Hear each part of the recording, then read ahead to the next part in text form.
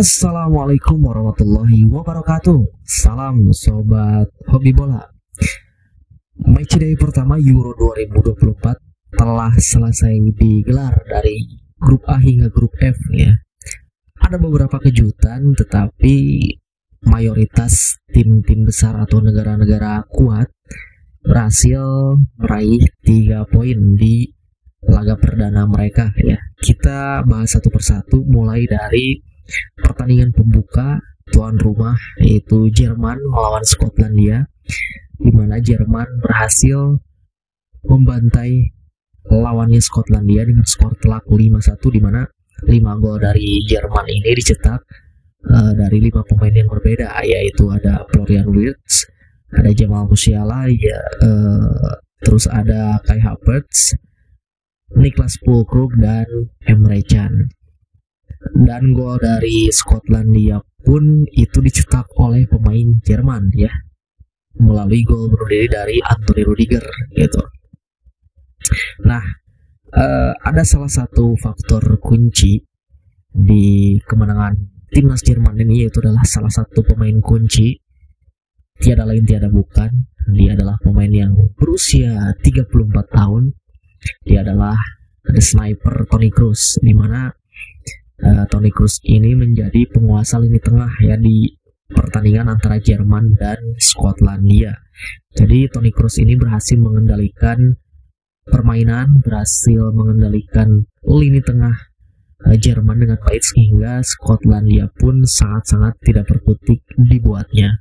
Bahkan pemain dari Skotlandia pun mengakui ya, yaitu kaptennya mereka Andrew Robertson ini mengatakan bahwa jadi Skotlandia ini kurang melakukan pressing dan Toni Kroos praktis bisa mendikte segalanya gitu.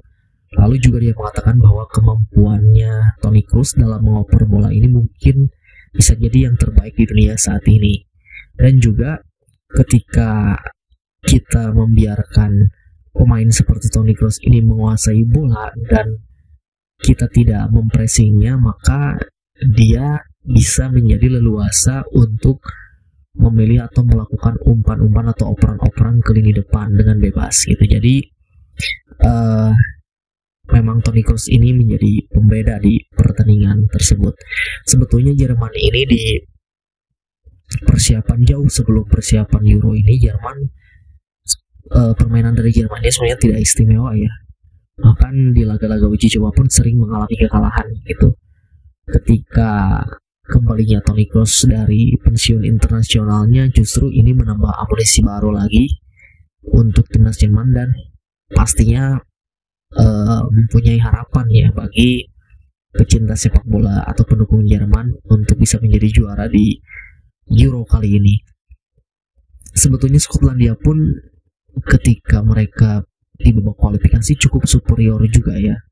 Mereka sempat membuat kerepotan Spanyol gitu, membuat repot Spanyol di babak kualifikasi. Bahkan mereka juga menyingkirkan negaranya dari Erling Haaland Norwegia, tidak lolos ke Euro 2024. Tetapi ketika di putaran final di turnamen sungguhan ini, Skotlandia memang masih jauh levelnya di bawah Jerman ya, seperti itu.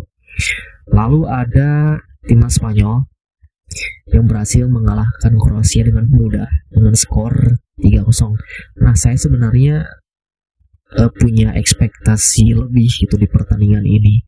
Melihat dari materi pemain Kroasia ini, harusnya mereka bisa melangkah jauh gitu di Euro kali ini.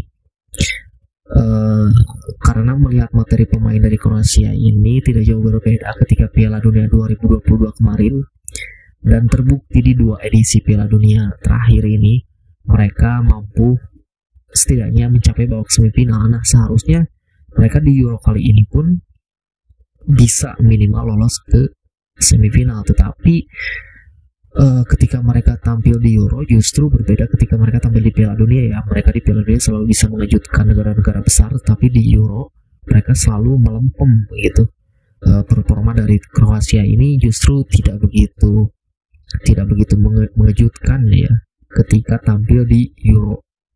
Dan mereka juga pemain-pemain seperti Josko Gvardiol itu ketika dihadapkan dengan pemain muda seperti Lamine Yamal, itu sangat-sangat kerepotan.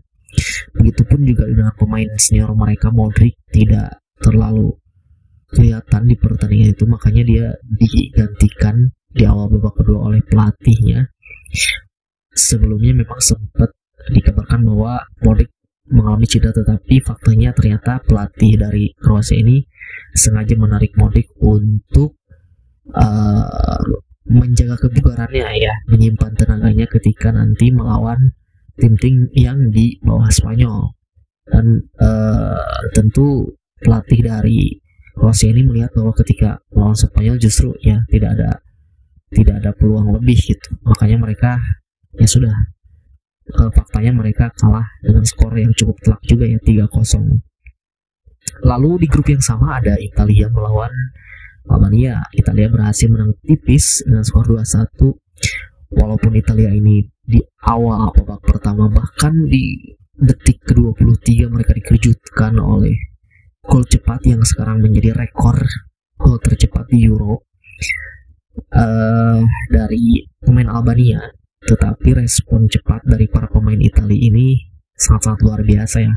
Mereka akhirnya bisa mengembalikan keadaan dan bisa melakukan comeback dengan skor 2-1. Tetapi ketika melihat skuad Italia yang sekarang ini dibandingkan dengan era-era yang sebelumnya, ya bisa dikatakan downgrade gitu, apalagi dibandingkan dengan skuad edisi sebelumnya ketika mereka meraih gelar juara. Praktis hanya ada Nicolo Barella mungkin, lalu ada Federico Chiesa dan Gianluigi Donnarumma. Mungkin hanya 3 pemain itu yang bisa dikatakan menggendong timnas Italia yang sekarang ya. Karena melihat dari kedalaman skuadnya pun tidak begitu mentereng juga ya. Dari segi kualitas pun ya mungkin bisa dikatakan belum bisa mampu menyamai skuad yang edisi sebelumnya gitu. Bahkan juga mungkin peluang Italia untuk di Euro kali ini ya, kalau untuk lolos hingga ke final kayaknya kejauhan ya. Mungkin setidaknya mereka bisa lah sampai babak semifinal atau 8 besar gitu. Kalau untuk mempertahankan gelar mereka sangat-sangat sulit ya. Melihat di persaingan di Euro ini sangat-sangat ketat ya saat ini. Lalu ada timnas Belanda atau timnas pusat ya. Ini juga mereka berhasil comeback melawan Polandia dengan skor 2-1. Nah, ini pertandingan yang sangat-sangat menarik menurut saya. Saling beradu serangan, saling jual beli serangan, di mana Polandia ini tidak diperkuat oleh Lewandowski sebetulnya di lini depan karena mengalami cedera ketika pada saat uji coba sebelum gelaran Euro. Tetapi mereka justru tidak gentar menghadapi Belanda, bahkan mereka bisa mencuri gol lebih dulu ya di awal babak pertama. Namun di situasi itu mental Belanda tidak goyah gitu. Mental baja mereka setelah kebobolan dari Polandia, mereka bereaksi cepat dan menciptakan beberapa peluang. Akhirnya mereka bisa menyamakan kedudukan di babak pertama, dan di babak kedua mereka pelatih dari Belanda ini mengubah komposisi pemain lini depan dan akhirnya juga bisa melakukan comeback ya. Nah, di sini juga kita bisa lihat bahwa Belanda mempunyai banyak peluang di pertandingan itu, tapi mereka tidak mengkonversikannya atau memanfaatkannya menjadi gol. Harusnya mungkin mereka bisa lebih dari 2-1. Tetapi ya kita bisa lihat di sini ketika timnas Indonesia mencari striker keturunan Belanda Indonesia. Nah, kita bisa lihat bahwa timnas pusat pun, timnas Belanda pun sangat-sangat kekurangan di lini depan gitu. Apalagi kita ketika mencari ke Belanda untuk mencari pemain-pemain diaspora kita. Nah, bahkan timnas pusat pun juga ini sangat-sangat kesulitan untuk mencari pemain depan atau penyerang yang benar-benar goal getter gitu ya. Lalu ada Inggris juga yang berhasil meraih 3 poin dengan bersusah payah juga mengalahkan Serbia dengan skor tipis 1-0. Lagi-lagi ini Jude Bellingham menjadi penyelamat Inggris ya. Bahkan permainan dari Inggris ini sempat dikritik oleh beberapa para pandit luar, beberapa para legend luar, tetapi pelatih dari Inggris juga mengatakan, Gareth Southgate, bahwa mengakui memang Serbia ini membuat kerepotan Inggris gitu. Dilihat dari materi pemain mereka juga sangat-sangat bagus dan permainan mereka juga sangat-sangat alot sekali untuk dikalahkan. Tetapi ya yang penting walaupun permainannya tidak begitu mengesankan, tetapi Gareth Southgate ini mengatakan bahwa yang penting kita meraih 3 poin terlebih dahulu ya. Seperti itu ya. Karena memang ya kita juga melihatnya harusnya si Inggris ini dengan materi pemain yang ada sekarang itu bisa menampilkan permainan yang bagus lah gitu ya, apalagi diisi oleh pemain-pemain yang luar biasa.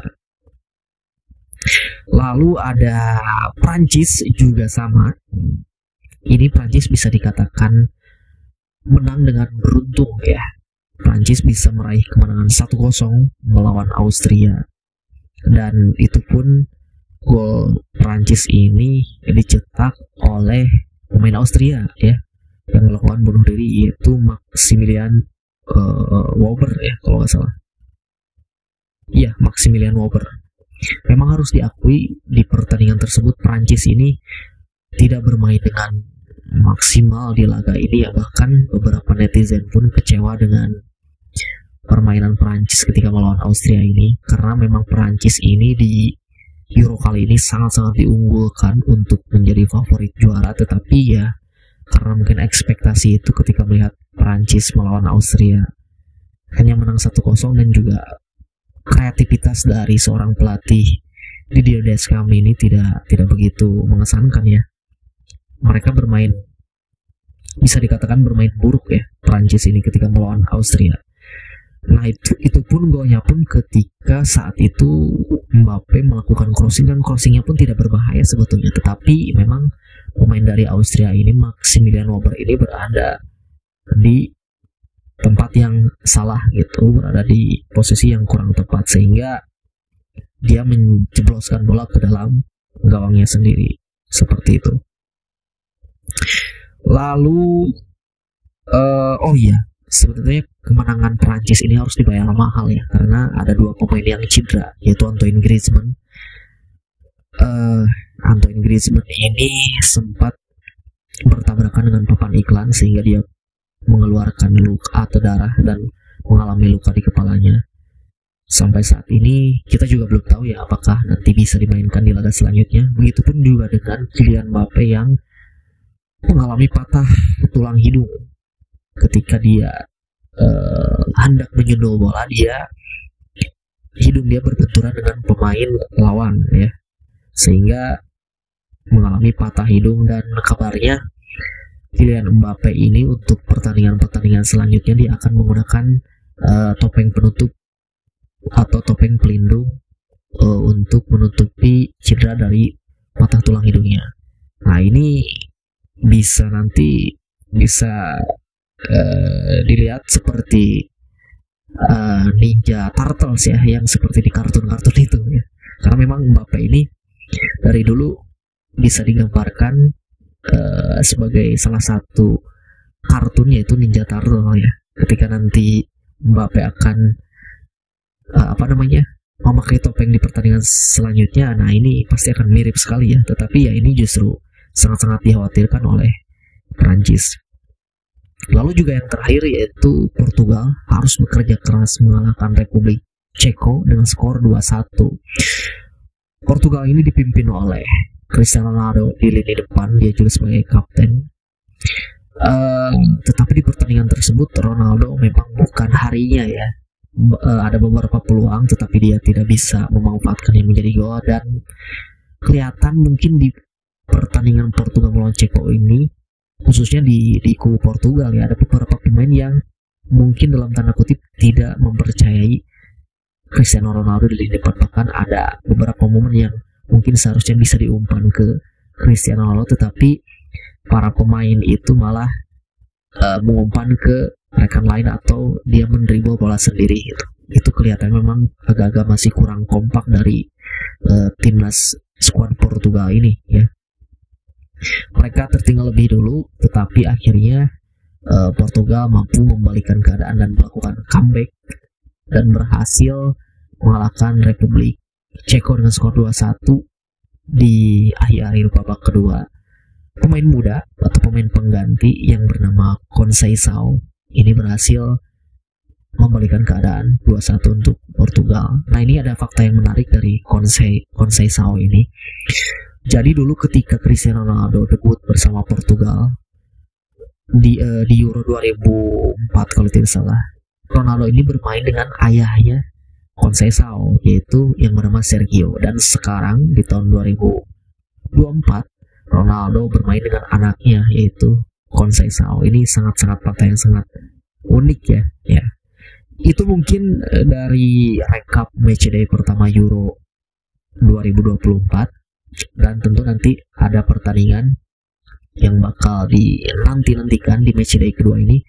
Ada pertandingan big match antara Spanyol melawan Italia, begitupun juga Belanda melawan Prancis ya. Kita nantikan di matchday kedua apakah nanti akan ada kejutan-kejutan lainnya ya. Itu saja dari saya, terima kasih, sampai jumpa lagi di video selanjutnya.